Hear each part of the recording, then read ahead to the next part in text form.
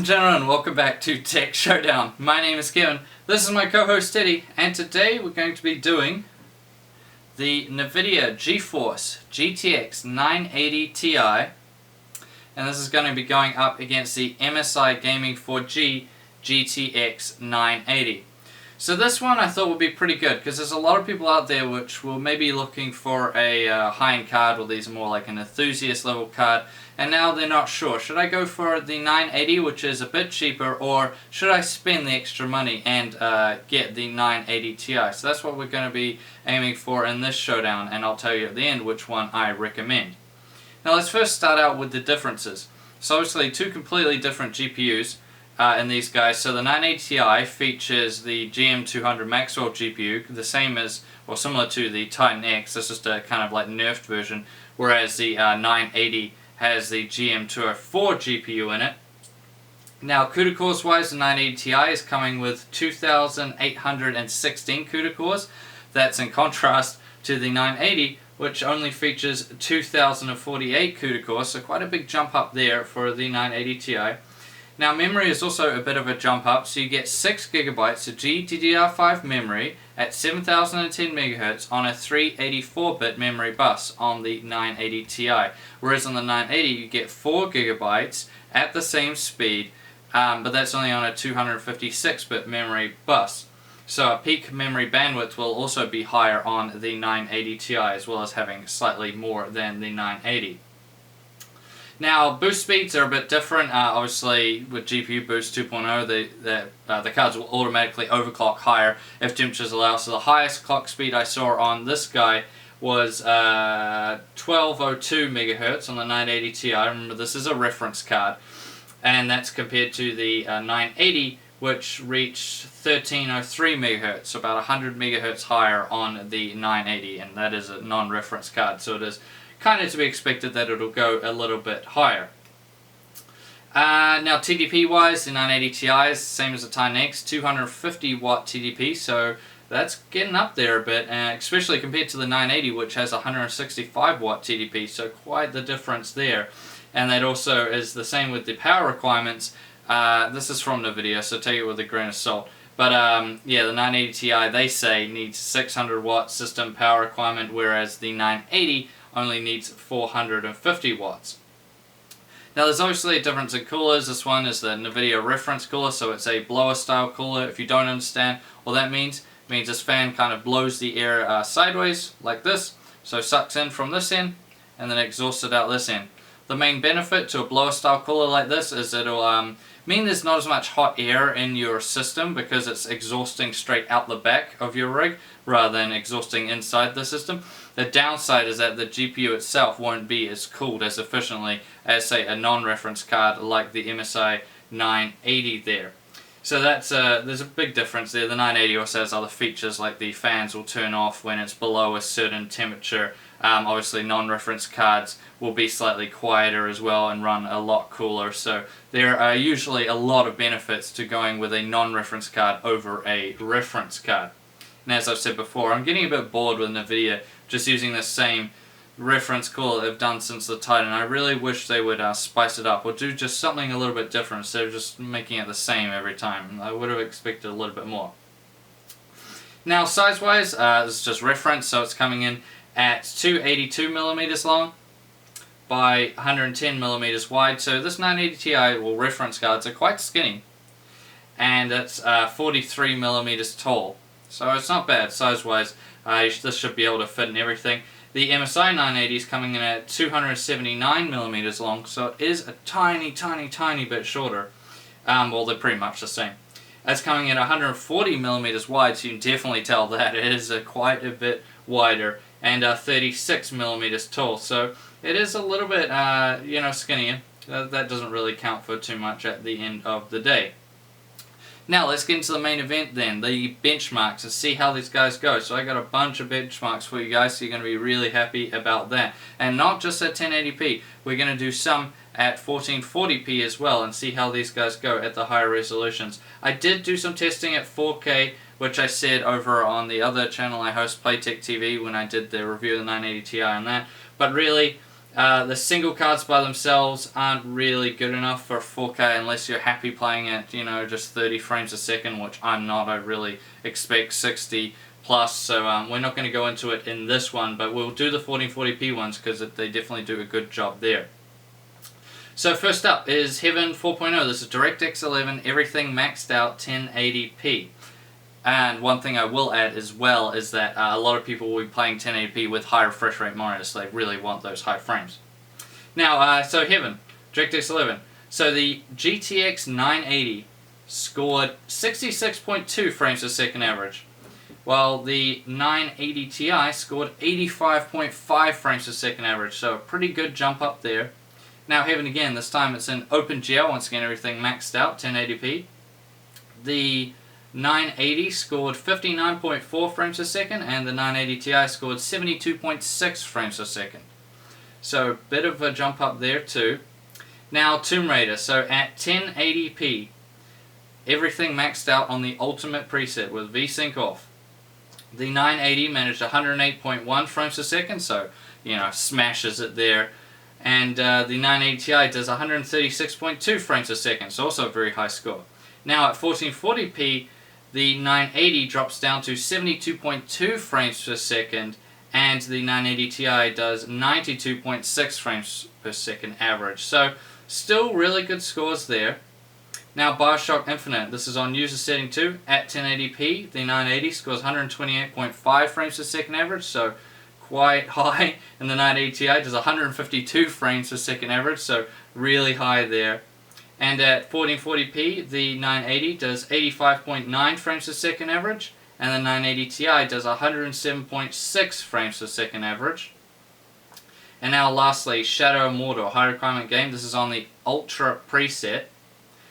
At 1080p, the 980 scored 97.9 frames per second average, and the 980 Ti did 118 frames per second average.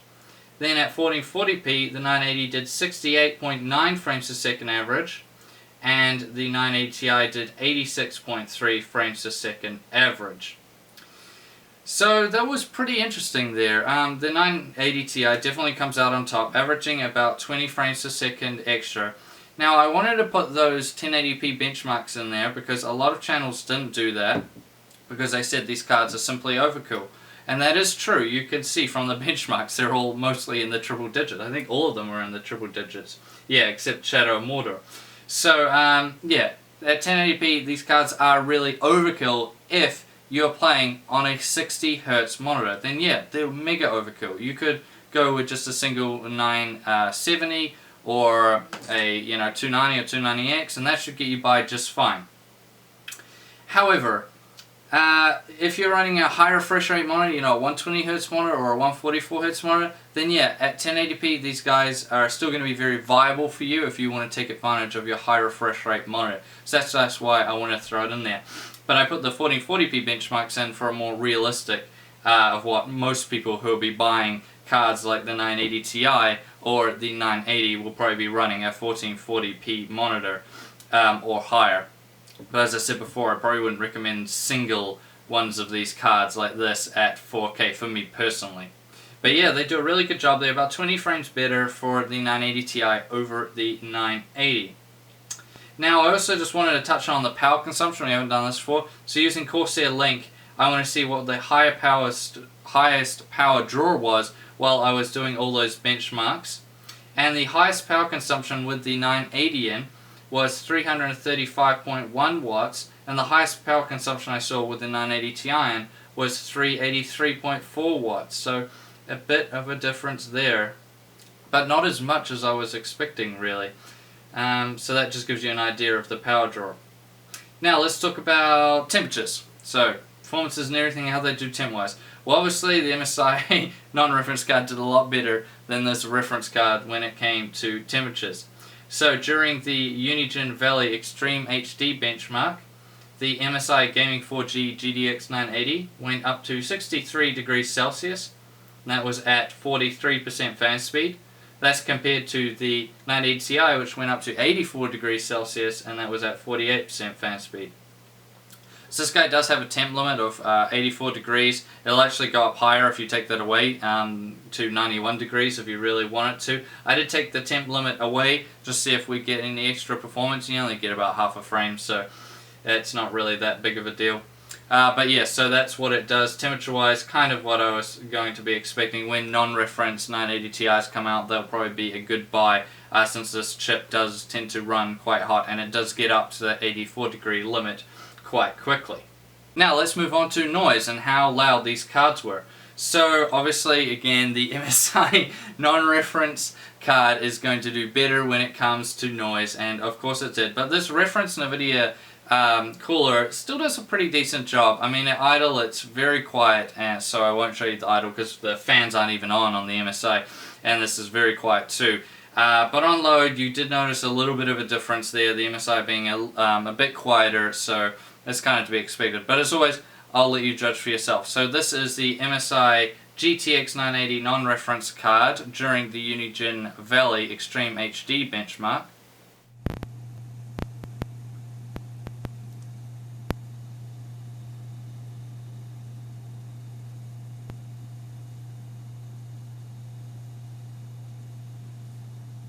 And here is the 980 Ti reference card during the exact same benchmark.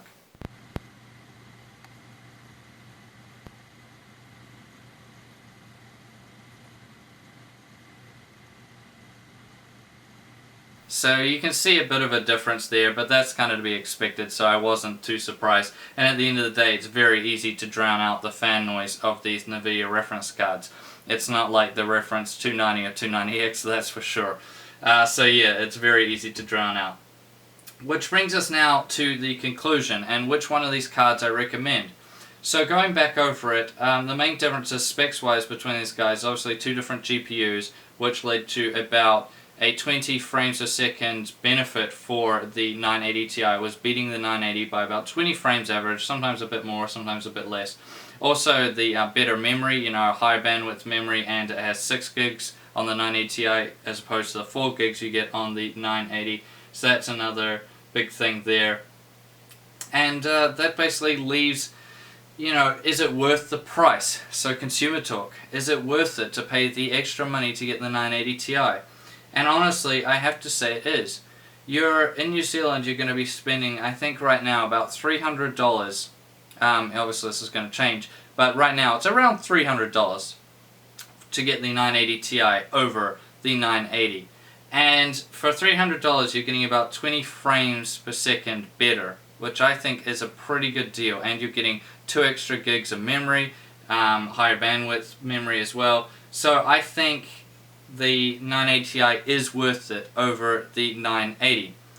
However, if you're just going to be gaming at 1080p at 60 Hz, like I said earlier, then both of these cards are going to be kind of overkill for it.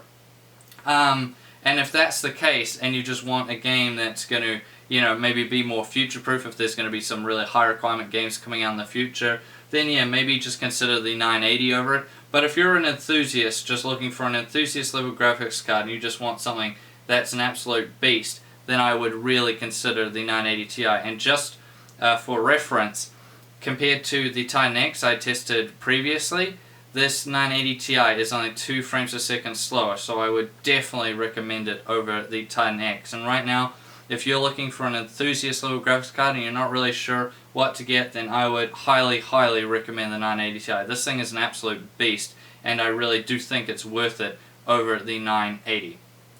But as always, that's just my personal opinion, and I hope you guys enjoyed this video. I hope it was informative. Please subscribe to Tech Showdown if you haven't already, and like the video. And as always, I'll see you guys next time.